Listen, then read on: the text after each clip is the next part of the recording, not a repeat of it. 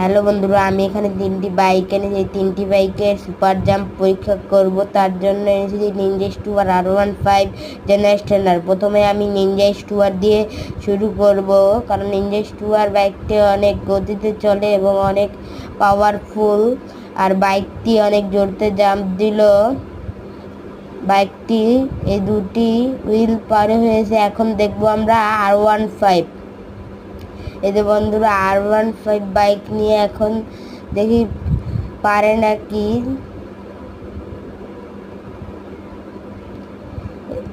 এই যে বন্ধুরা, R15 বাইক পারলো না, আমি পড়ে গিয়ে রক্ত বের হয়ে গেল। এখন জেনারেটর দেখবো।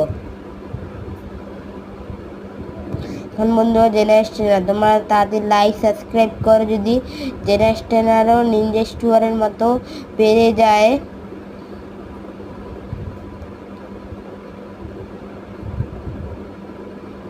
এই যে বন্ধুরা, তোমরা লাইক সাবস্ক্রাইবার করছো দেখে নিনজা স্টোরের অনেক আগে পৌঁছে গেছে। তোমরা অনেক ভালো।